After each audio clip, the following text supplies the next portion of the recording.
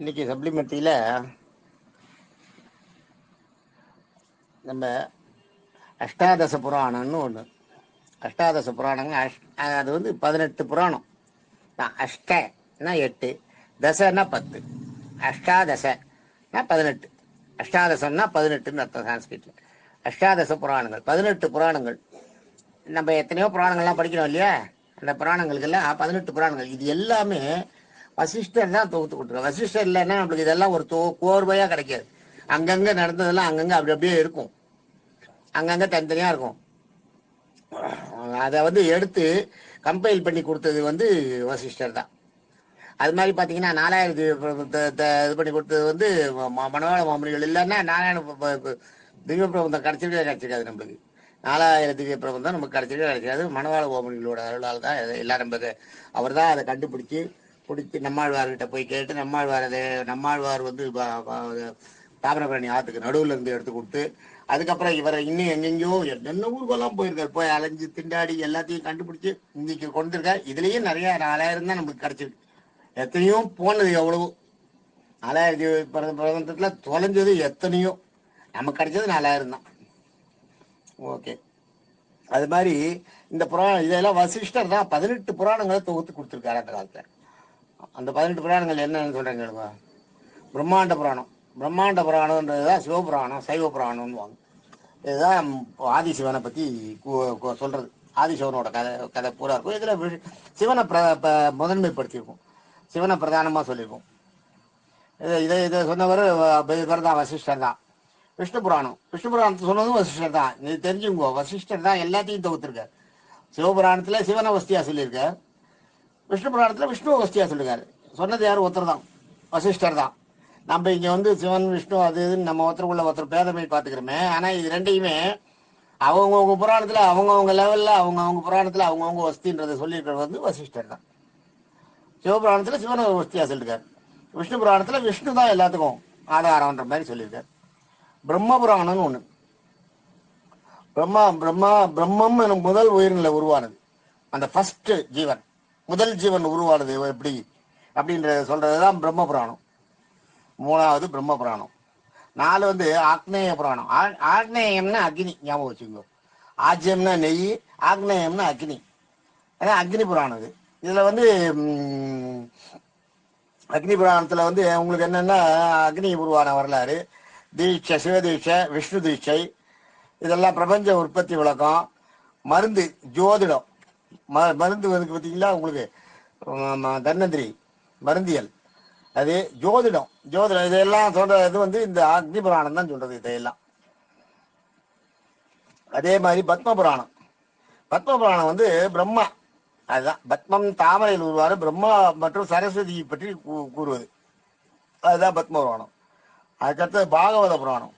பாகவத புராணம்ன்றது மகாவிஷ்ணுவின் பெருமைகளை, மகாவிஷ்ணுவோட பெருமைகளை சுகர் வந்து பரிசுத்த மகாராஜாவுக்கு சொன்னது. பரிசுத்த மகாராஜாவுக்கு தெரிஞ்சு போச்சு, ஒரு முனிவரோட சாபத்தால 7 நாளில் பாம்பு கடிச்சு சாக போறாரு. முனிவரோட பிள்ளையோட சாபத்தால, முனிசிரேஷ்டனோட சாபத்தால 7 நாளில் பாம்பு கடிச்சு செத்து போக போறாருன்னு அவருக்கு வந்து சாபம் வந்துடுது.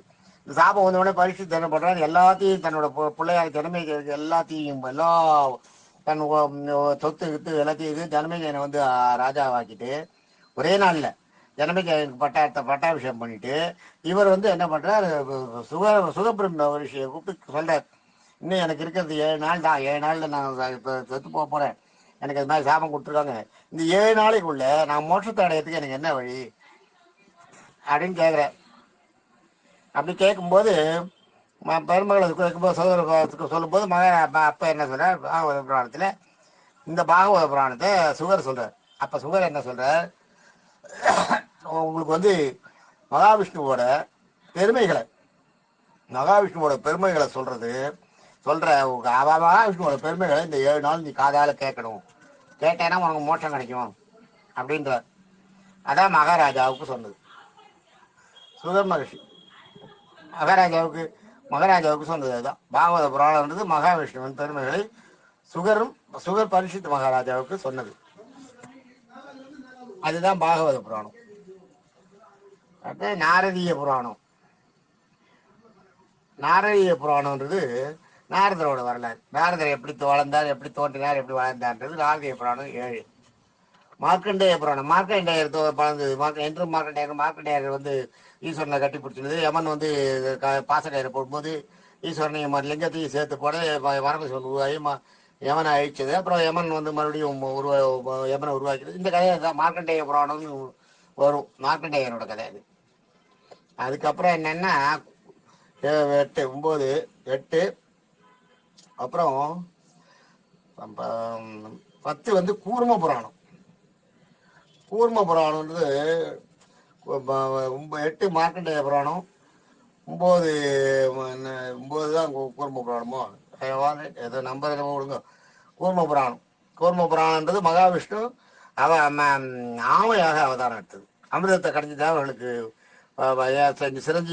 சிரஞ்சீவியா தேவர்கள் இருக்கிறதுக்கு அமிர்தம் வேணும். அமிர்தத்தை கடைஞ்சி அதை தேவர் பக்கம் கொண்டு வந்து சேர்த்தது வந்து கூர்ம அவதாரம். இந்த கூர்ம அவதாரம் இதுவும் ஒரு முக்கியமானது. அது ஒரு அவதாரம். அடுத்தது வந்து வாயு புராணம்.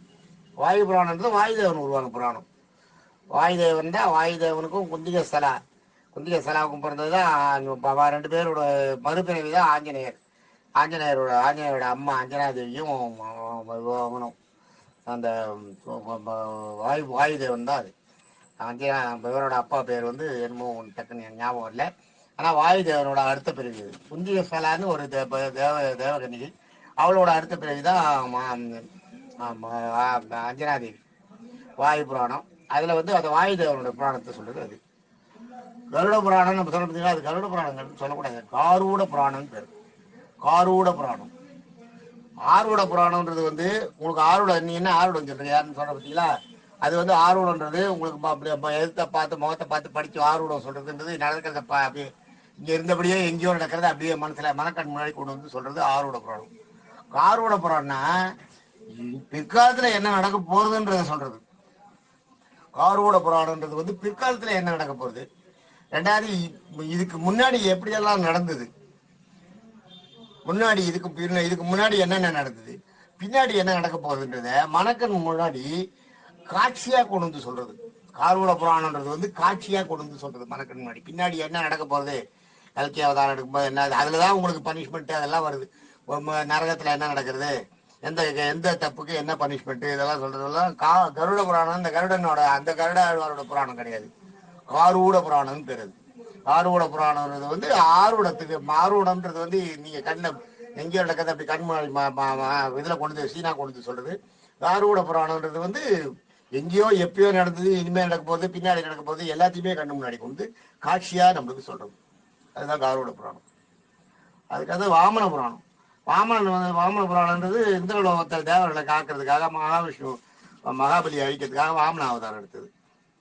அதுக்கப்புறம் பார்த்தீங்கன்னா லிங்க புராணம். லிங்க புராணம் வந்து முழுசுமா சிங்கத்தை சிவலிங்கத்தை பற்றி சொல்றது. சிவனோட புராணம், சிவனோட புராணத்தை சொல்றது வந்து லிங்க புராணம். சிவன் முதல்ல பிரம்மாண்ட புராணம் படிச்சோம் பார்த்தீங்களா, அதே மாதிரி தான் இதுவும் சிங்க புராணம். பிரம்மாண்ட புராணம்ன்றது சிவன் தான் எல்லாத்துக்கும் முதல்ன்ற மாதிரி சொல்றது. லிங்க புராணம்ன்றது சிவனோட புராணம் சொல்றது. மச்ச புராணம் வந்து மகாவிஷ்ணு வந்து மீனா அவதாரம் எடுத்து வேதங்களை காத்து பிரளயத்தப்ப வேதங்களை காத்து மறுபடியும் அடுத்த யுகத்துக்கு அந்த வேதங்களை கொடுத்தது. அதான் மச்சாவதாரம். ஸ்கந்த புராணம்ன்றது வந்து முழுசுமா முருகனை பத்தினது. ஸ்கந்த புராணம்ன்றது வந்து முழுசுமா முருகனை பத்தின கதை, முருகனை பத்தின புராணம். முருகன் பிறந்து வளர்ந்தது, எதுக்காக பிறந்தால் அதை பத்தி சொல்றது. முருகனுக்கு எப்படி வேல் கிடைச்சது, முருகன் வந்து வேலாயுதன்ற பேர் எப்படி வந்து முருகனுக்கு, வேல் அவருக்கு யார் கொடுத்தது, வேலை வச்சு என்ன பண்ணார், இதெல்லாம் சொல்றதுதான் ஸ்கந்த புராணம். முருகனுடைய வரலாறு வந்து மல்லிகை வாரியை கல்யாணம் பண்ணுறது அதெல்லாம் வரும் ஸ்கந்த புராணம். அடுத்தது வந்து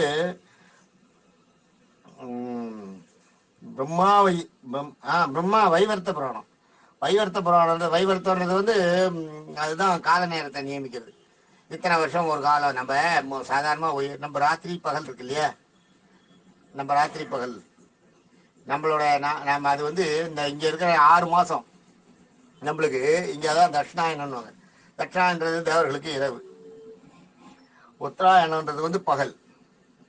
தட்சிணாயனம்ன்றது எப்பன்னா ஆடியிலிருந்து தை வரைக்கும், ஆடி மாசத்து 1ல இருந்து தை மாசம் வரைக்கும். தையிலிருந்து மறுபடியும் ஆடி வரைக்கும் உத்தராயணம். அதுதான் பகல் பொழுது தேவர்களுக்கு. ஆக ஒரு வருஷம் நம்மளுடைய பூலோகத்துல காலத்துல ஒரு வருஷம் வந்து தேவர்களுக்கு ஒரு நாள். அதனால தான் நீங்க பித்ருக்களுக்கு எல்லாம் பண்ணும்போது தேவசம் பண்ணும்போது ஒரு நாளைக்கு ஒரு வேளையாவது சோறு போடணும். ஒரு வேளை உண்பவன் யோகி இல்லையா? அதனால தேவர்களோட கணக்கு பிரகாரம் ஒரு வருஷம் வந்து ஒரு நாள். அந்த அவங்க இறந்த நேரத்தில் அன்னைக்கு நம்ம தேவசம் பண்றது நம்ம பித்ருக்களுக்கு ஒரு நாளைக்கு ஒரு வேளை சாதம் போடுறோம் அப்படின்றதுதான் அன்னைக்கு நம்ம வச்சதுதான் தேவசம். பித்ருக்களுக்கு வைக்கிறோம் இல்லையா, பிண்டம் வைக்கிறோமே, அதுதான் தேவசம். பித்ருக்களுக்கு ஒரு நாளைக்கு ஒரு தரம் சாதம் போடுறோம் அப்படிங்கிற அர்த்தம் தான். அந்த ஒரு நாள் தான் ஒரு வருஷம். இந்த மாதிரி பிரம்மாவுக்கு வந்து இந்த ஒரு வருஷம், ஒரு நாள்ன்றது ஒரு வருஷம். இது மாதிரி 365 நாள் கொண்டது ஒரு வருஷம். அந்த 365 வருஷம் சேர்ந்தது ஒரு வருஷம். அது மாதிரி 100 வருஷம் சேர்ந்தது பிரம்மாவுக்கு வந்து ஒரு நாள். பிரம்மாவுக்கு அது மாதிரி 100 வயசு. பிரம்மாவுக்கு 100 வயசு. ஒரு பிரம்மாவுக்கு 100 வயசு. ஒரு பிரம்மாவுக்கு 100 வயசு முடிஞ்சதுன்னா ஒரு யுகம் முடியும். அது ஒரு கணக்கு இருக்கு. அதை நான் அப்புறம் சொல்றேன், தனியா சொல்றேன். நம்ம இதுல கொண்டு கன்ஃபியூஸ் பண்ணா பிரச்சனை ஆயிடும், சிக்கலாயிடும், உங்களுக்கு புரியாது. அதனால இப்ப வைவர்த்த புராணம், பிரம்மா வைவர்த்த புராணம்னா பிரம்மாவை வச்சு கால நேரங்களை கணக்கிட்டு, தேவர்களுடைய கால நேரங்களை கணக்கிட்டு சொல்ற புராணம் தான் வந்து அதுதான் நீங்க அந்த வைவர்த்த புராணம்ன்றது. அதுக்கு அடுத்தது வந்து சிவபுராணம். சிவபுராணம் நம்ம முதல்ல பார்த்தோம் இல்லையா, சிவனோட கதையை சொல்றதா சிவபுராணம். ஹரிவம்ச புராணம்னு ஒண்ணு. ஹரிவம்ச புராணம்னா மகாவிஷ்ணுவில இருந்து அந்த ஹரிவம்சம் எப்படி தோன்றி கடைசியிலே கிருஷ்ணன் வரைக்கும் எப்படி வந்தது, அந்த வம்சத்துல வந்தவா யார் யாரு, அது எல்லாம் சொல்றதுதான் ஹரிவம்ச புராணம்ன்றது. ஆக இது 18 புராணங்கள் ஆயிருக்கும். இந்த 18 புராணங்கள் என்னென்னன்றதை பார்த்தீங்கன்னா, பிரம்மாண்ட புராணம் 1, விஷ்ணு புராணம் 2, பிரம்ம புராணம் 3, ஆக்னேய புராணம் 4, பத்ம புராணம் 5, பாகவத புராணம் 6, நாரதிய புராணம் 7, மார்க்கண்டேய புராணம் 8, கூர்ம புராணம் 9, அப்புறம் வாயு புராணம் 10, கருட புராணம் 11, வாமன புராணம் 12, லிங்க புராணம் 13, மச்ச புராணம் 14, ஸ்கந்த புராணம் 15, பிரம்மா வைவர்த்த புராணம் 16, சிவபுராணம் 17, ஹரிவம்ச புராணம் 18. இந்த 18ம் இவரால் தொகுக்கப்பட்டது. வசிஷ்டர் வந்து தொகுத்து கொடுத்தது இந்த 18 புராணம். இதுதான் நம்ம பார்க்குறோம்.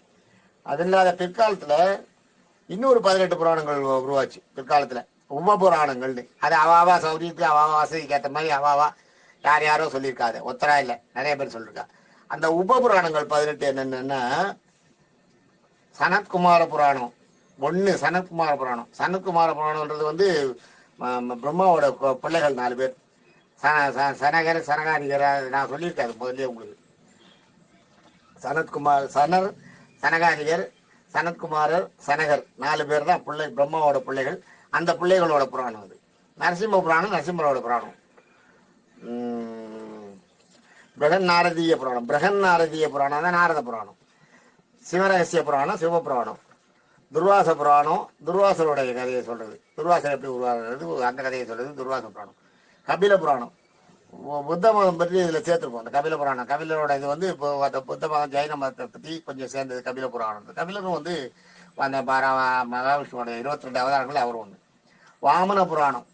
வாமன புராணம்ன்றது வந்து அதுவும் வாமன அவதாரம் எடுத்ததையே முன்னாடி இருக்கு. அதில் நம்ம வாமன புராணம் அதுலேயும் இருக்கு. வாமன புராணமும் அது பண்ண இப்போ உறவு எடுத்தது. பார்கவ புராணம்ன்றது, பார்கவன்றது வந்து விநாயகர் வந்து மனித உருவில் இருந்தப்ப இந்த புராணம். அதுக்கப்புறம் தான் அந்த இந்த ஒரு யானையை வெட்டி கொண்டு இல்லையா, கஜம்ன்ற யானையை வெட்டி அந்த யானையோட தலையை கொண்டு போய் பிள்ளையாருக்கு வைக்கிறது. பிள்ளையாரோட தலையை சீவிடுறாரு முதல்ல. உடனே அந்த பிள்ளையாரோட பழைக்கிறதுக்காக பார்வதி கேட்டதுனால ஒரு கஜம்ன்ற ஒரு யானையை வெட்டி அவரோட தலையை கொண்டு சேர்த்துட்டார். அந்த யானையோட தோலை உரிச்சு தனக்கு போத்திக்கிறார் ஈஸ்வரன். அந்த அந்த மனித அதுக்கு முன்னாடி பிள்ளையார் இருந்தார் இல்லையா, மனுஷ உருவிலேயே முதல்ல பிறந்தப்ப, அதை பத்தி சொல்றதுதான் பார்கவ புராணம். அடுத்தது வருண புராணம். வருண புராணன்றது மழையோட வருணனுடைய கதையை சொல்றது. காளிக புராணம்ன்றது வந்து காளி சக்தி புராணம்ன்றோம், அதுதான் சக்தியோட கதையை சொல்றது. அடுத்தது வந்து சாம்ப புராணம்ன்றது என்னன்னா, கிருஷ்ணனோட பிள்ளை பேரு சாம்பன்னு ஒரு பேர். கிருஷ்ணனோட பிள்ளைக்கு சாம்பன்னு பேர். அந்த சாம்பனோட புராணம் அதை நான் அப்புறம் சொல்றேன். அந்த கிருஷ்ணனோட பிள்ளைகள் பத்தி பிரத்யும்னன், அனிருத்தன், சாம்பன் அதெல்லாம் சொல்றேன். அதை அப்புறம் சொல்றேன். சாம்பனோட புராணத்தை சொல்றது வந்து சாம்ப புராணம். நந்தி புராணன்றது நந்தி நம்ம பார்க்குறோம் இல்லையா, நந்தி நம்ம ஈஸ்வரனோட இது காவல் நந்தி, அந்த நந்தியோட புராணம் அது எப்படி உருவாச்சுன்னு. சூரிய புராணம் சூரியன் உருவானதை பற்றி சொல்ற புராணம். பராசர புராணம் தான் பராசரர் உருவானது வரலாறு. அந்த சப்த முனிகள் 7 ரிஷிகளை படைக்கிறார் இல்லையா, அதுல பராசரர் ஒருத்தர் பிரம்மா. அந்த பிரம்மா படைத்த 7 ரிஷிகள் பராசரர் ஒருத்தர். வசிஷ்ட புராணம் வசிஷ்டோட புராணம். அது தேவி பாகவத புராணம். தேவி பாகவத புராணம் தேவி தான், அதுவும் சக்தி புராணம் தான். தேவியோட பாகவதம்ன்றதே உங்களுக்கு என்னென்ன பெருமைகளை சொல்றது, தேவியோட பெருமைகளை சொல்ற புராணம் அது. கணேச புராணம். கணேச புராணம்ன்றது தான் பிள்ளையாரோட புராணம். கடைசி வரைக்கும் பிள்ளையாருக்கு இருந்த புராணம் அதான். அடுத்து வந்து 18 வந்து ஹம்ச புராணம். சனகாதியர் சனத்குமார சொன்னேன்.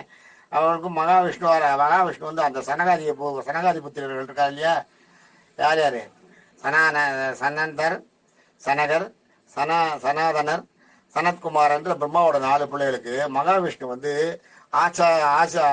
ஆச்சாரியனா இருந்து அன்னபட்சி வடிவத்துல இருந்து உபதேசம் பண்றது, ஆச்சாரியனாகி உபதேசம் பண்றது, அதுதான் அம்ச புராணம். இது இல்லாத பாரிஷ்ய புராணம்னு ஒன்று இருக்கு. இந்த பாரிஷ்ய புராணம்ன்றது என்னன்னா, இந்த 18 இல்லாத இது வேற 18 எல்லாம். இந்த பாரிஷ்ய புராணம்ன்றது நிறைய கிறிஸ்டின், முஸ்லீம், ஹிந்துஸ் எல்லாத்தையும் கலந்து அவளையெல்லாம் கொண்டு இதுக்குள்ள வச்சு இவாளெல்லாம் வந்து அதுல இருந்து வந்தவான்ற மாதிரி சொல்றது. இதெல்லாம் பிற்கால உற்பத்தி, அசிங்கம் அது.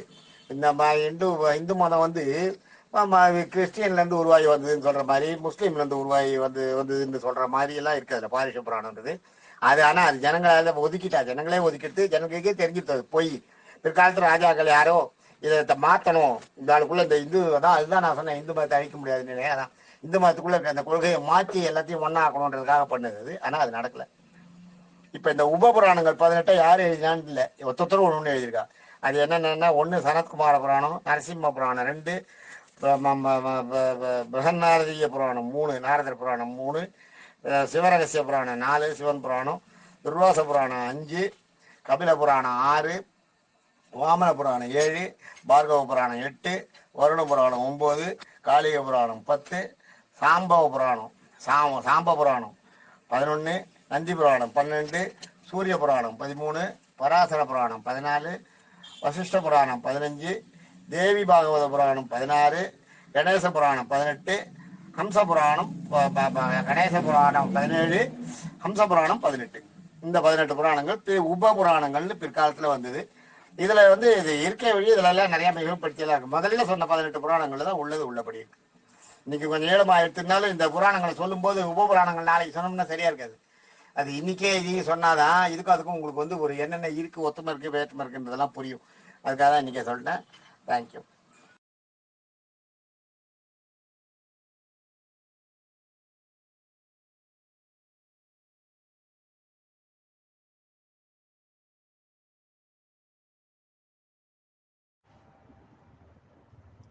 இல்லை, மணவாள மாமனிகள்னு சொல்லிட்டேன் இந்த பதிவு ஆரம்பத்தில். அது மணவாள மாமனிகள் நாதமுனிகள், அது ஏதோ ஞாபகத்தில் ஒரு ஸ்பீடில் வந்துடுது.